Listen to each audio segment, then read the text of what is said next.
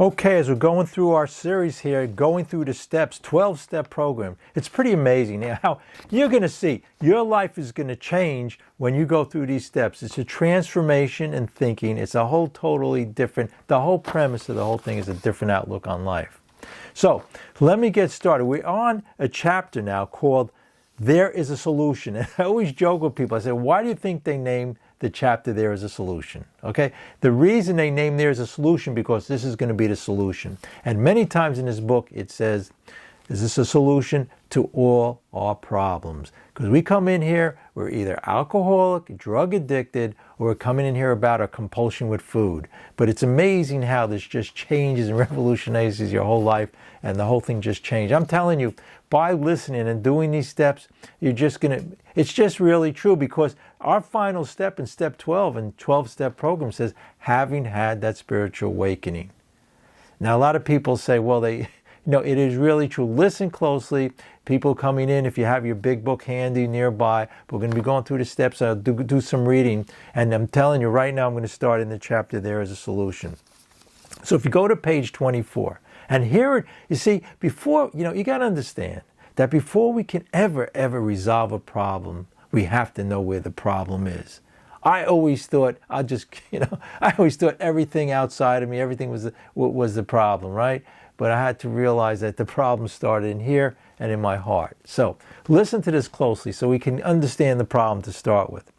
And it says on page 24, and it's in italics. When we read this book, anything on italics is pretty much seems it's important. So it says here, the fact is that most alcoholics, now again, for the word alcoholic, we could put compulsive overeating, we could be food compulsion, all kinds of addictions with drugs, alcohol, but one that people always forget about, it could be about people, or addiction to wanting to be liked in life. I always say when I start these meetings, I'm an alcoholic, I'm a compulsive overeater, and also I just say, I want people to like me, okay? We go through life, we want people to like us. That's the way we're brought up. We're brought up to taught if I had more success, more money, more celebrity, more people like me, life would be fine. But we're going to learn in here that that's our thinking when we came in, and this is what's called the spiritual, this whole thing with going through these steps, and what we're going to do here is have that spiritual transformation, which when you listen to this, you can have it just by the few things we're saying right here, right now. Some people feel they have to wait 10, 20 years, they have to wait their whole life for this. No, it can happen right here, right now. So if we go to page 24, it says, the fact is that most alcoholics, again, we could put in compulsive overeater, food addicts, whatever, or people wanting to like us, for reasons yet obscured, have lost the power and choice in drinking or whatever it is. We don't have the power. Okay, this is step one. We admitted we were powerless. Okay, until we had that admission that we couldn't do it. See, this whole program, most people come into this program is when they hit bottom. Their life is so miserable, they call it off the jumping off point, like jumping off a bridge. We're just so miserable, we're at the end, okay? So what happens is that we just start to realize in step one, and if you can do this right away, even here now listening, that we powerless, we couldn't because our best thinking God is here. I was at a meeting and one guy said, I can't believe my first thought, and he goes, guess what? I can't believe my second thought either. He says, wakes up, he has this thinking. So he says, whatever it is, he just can't believe because, it didn't work out the way we were thinking, what we were doing. And also, our thinking generally comes from what's called the ego. If I only do better in life, if people only like me, if I could control, my finances, do better at my job, get a promotion. So we're coming from a false premise, and we wonder why we're depressed and anxious and miserable, okay?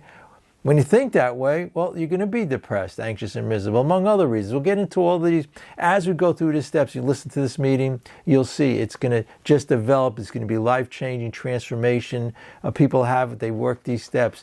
So anyway, this is being powerless. We first have to admit that when we come in here, we're powerless. And then we're amendable to listening to what's going on here. So it says, so the so-called willpower became practically non-existent. We are unable at certain times to bring into our consciousness with sufficient force the memory of suffering, humiliation of even a week or a month ago. We are without defense against the first drink. And how about people here who overeat, right? How many times have we sworn it off? How many times have we tried? But our own power. Sometimes, people, it's amazing. When I came into the program for the food, I went a year on a very strict diet program, right? And for a year, I was doing this diet, and guess what? At the end of the year, it just didn't work. But the worst part of it was I was miserable. So it had to do with my thinking. Here we're going to be transformed. You won't believe this, but this is for addiction to food. No other way, and the reason I can say this with confidence is that you know yourselves, 95% of the diets you've been doing don't work. 95%. And you know that's they just don't work, because it's telling. And the answer is going to be in here. We need that transformation, new design for living, new thinking. Okay, the old way. Don't forget, the food corporations and all the advertisements on the internet and all around us, they're the ones who made us think the way we do. We were brainwashed into thinking that way. But also, in life, we made a decision with all our addictions, with the food, we made a decision that was going to make us feel better. That if we had just that other bite, if we have this food, that became our symbol of happiness. And why would that be? Because that's all the TV commercials and everything talks about. So we came to realize here that, like I say, 95% of the time it doesn't work. So we have a better way through this transformation in thinking. 95% of the times it didn't work when you had problems with the people at work or your home life or people, clerk in a store, wherever it was. 95% of the time you came away frustrated, upset, resentful, and angry. It brought you back into, in addictions, could be alcohol, drugs, or food, right? So we're going to have a transformation, and it's directly related to all our addictions. This is the substitute. This is what they found in these transformational 12-step programs. And as we go through, we're going to start with, like we're doing now, step 1. And as it reads here, it says, the suffering, humiliation of even a week, we can't remember that. Or a month ago, we were out defense against the first drink or compulsive overeater. When this sort of thinking is fully established, it says on the bottom of page 24, in an individual with alcoholic tendencies, he is probably placed himself beyond human aid. And unless locked up, may die or go permanently insane. So the whole crux of this whole thing, it says beyond human aid. In the doctor's opinion, Bill was in Townsend's Hospital in New York City, and for the third time when he came in, all the treatments they gave him, all the different medications and the belladonna treatments and everything they have didn't work. But they found that, and Dr. Silkwood started to realize there's some different transformation in his thinking, some change, something, twist in his brain, that all of a sudden he had a different outlook. They talk about, I don't know if you ever heard, like a new pair of glasses, right? Just that outlook, seeing things differently. That's just so possible. It's just amazing to understand when I realized I could actually choose my thinking and change my thoughts towards my addictions. But then it turned out to be I could change my thoughts towards not only my addictions to food and alcohol, I could change it towards people, towards life in general. I was always coming from, and explain here we're going to talk about the solution, right? So the problem is that I couldn't control it through human aid. All my thinking, all my designs, all the intellectual, I had shelves full of self-help books. Nothing ever worked. It just doesn't work. Everything I tried to do to tell me how to act in life, what to say to people, what not, how to be assertive, not be assertive, how not to be angry, how to be loving, how to be kind. The actual power wasn't there. And again, I always use this analogy. It's like trying to hit a golf ball, and somebody tells you, well, you got to put your shoulder over here, you got to put your arm here, and then before you know it, you can't even hit the ball. And years ago, actually, they wrote a book called Inner Tennis. So we have this inner resource, this inner power, but we took it upon ourselves to block it out. And the way we know it's there is, when children, or when we were little children, we were happy, play, we'd be in the present, in the moment. But we made a decision in life as we went to go, and it's called the ego, the self. We decided it's going to be all about us, right? We became to develop these egos that if people looked at us the wrong way, whatever, how crazy could that be and how insane? So let's just read here. It says on the page 25, and I'm really getting into this so quickly. I mean, if you just, we can have that transformation now. I'm telling you, I went to a lecture, and it was a meditation lecture, and the guy up there in the chair said, he was, he was the real deal. He had like the robes on and everything. And he goes, look, he says, you can have that, get out of that prison right now. You can have that transformation. You don't have to be that prisoner anymore. And that's the whole thing with this whole program. We can have that transformation in spirit. And it says here, there is a solution. But it says here, and this is the whole crux of the whole program, this is the transformation here. It goes, we have to understand the problem before we can get the solution. Also, none of us like the self-searching, the leveling of our pride. Okay, so it's talking here about really understanding the problem. And I always start these meetings off and I'd say, I'm Bob, I'm this, I'm that, I have this issue, that issue, but I always say my problem is Bob. And here it's telling us it has to do with us. What do we always do? We always look what that person did, look at outside, look at the way I was brought up, look at, what happened to me in life, playing the victim, self-pity. So these are all what they call, defects of character. And as I go through these series here, we'll really be getting into it. But I really want to get started. We're really getting into the whole crux of the whole thing here. The confession of our shortcomings, which the process requires for a successful consummation. So we really had to take a look at ourselves and see what all it is thinking, this crazy thinking. Step 2 says we had to be restored to sanity through higher consciousness, but all of this stuff, it's all related to the self, the ego. And as we read and we do these steps and we discuss this, it'll all become clear to you. But anyway, it says here, but we saw it really worked in others, and we had come to believe in the hopelessness and futility of life as we had been living it.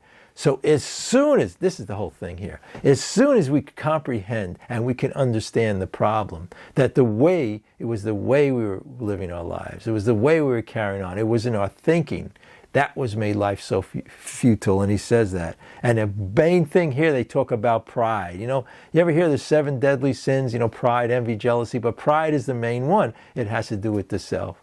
Look, face it. Just imagine if you walked out of the house and you got rid of all your pride, right?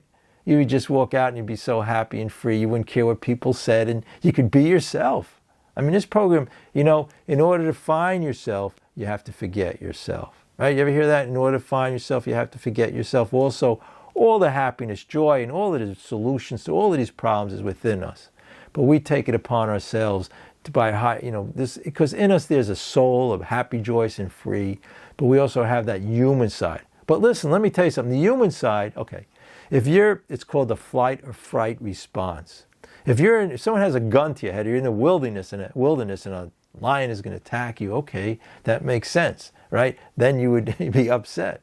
But we use it for the way people look at us all the time. We get crazy when people say, we heard somebody said something about us. It's really, when somebody tries to get you upset and they're pushing your buttons, what they're doing, that's really not nice, but a really crazy thing to do too. Why are they doing that? But the other person we had to look at was ourselves. How insane were we to listen to a person who's acting nutty? Okay, so that we had to look at ourselves as being the insane ones because of the way we reacted to life, and that's just what it says here. The futility of life, the way we had been living it. Again, this is all about this 12-step program, and the whole goal is to have that spiritual transformation. Therefore, when we approach in those whom the problem have been solved. Now we're going to read some of this stuff here as we do this work, and you're going to see the problem had been solved. It talks a few places in here where a man walks in and they don't even recognize him. In the doctor's opinion, he talks about a man, they couldn't recognize Bill anymore. He was like a new man. And also when Bill was in his house and Ebby had come in and to see him, he just saw like a different person there. And he didn't recognize Ebby. His old friend from years back, we'll read all of that. It looked like a new man. It was just like this transformation. Actually, you know what? Why don't we just go to it now? And I'm going to read this just so you get an idea of what I'm talking about here. Okay. So, if we go to it's on page I think 13, 12. Let me see if I can get it right here.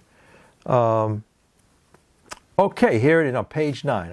It's on page 9. I'm Bill's story.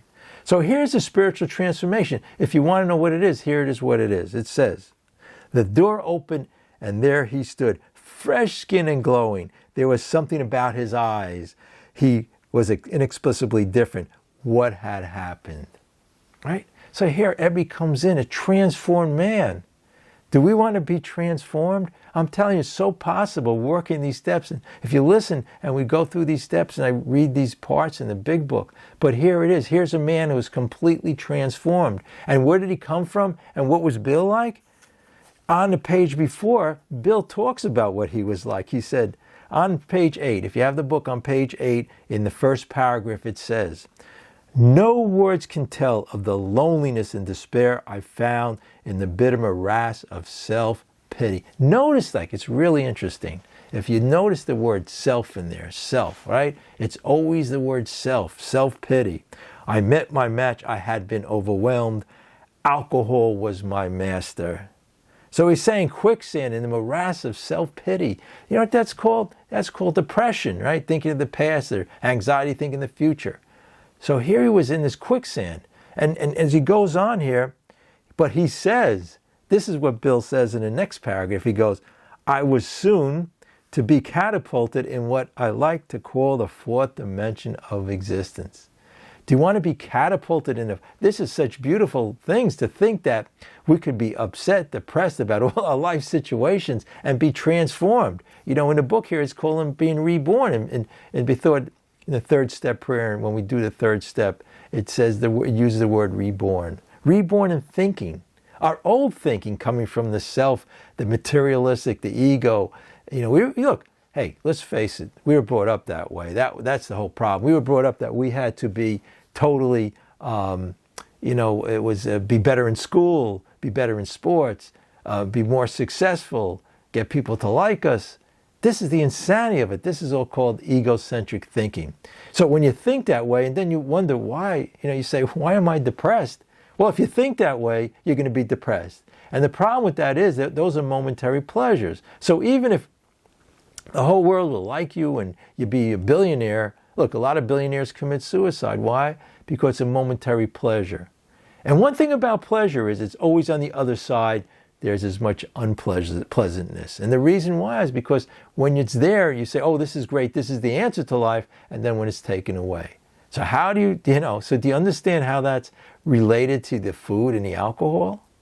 Do you understand that? That's when we feel that we can get the momentary pleasure from the alcohol, from the food or the drugs, or from people liking us when it's taken away. I mean, hey, let's take that for an example. So you walk in a room and there's 100 people in there and one person doesn't like you. So we tend to focus on the one person who doesn't like us. Or, there could be 10 things happen to you in a day. 9 of them are fantastic and great. And you focus on the one that isn't. Because it says in step 1, we were powerless. A whole premise for life. And it says it here when we talked about, and there's a solution. We had to change and transform our thinking. So anyway, so this is, what's happening here. So Bill gets a sort of comprehension that he could be catapulted in the fourth dimension. The fourth dimension is thinking about out of the self, right? Because the 3 dimensions are at the time they call it the past, the future.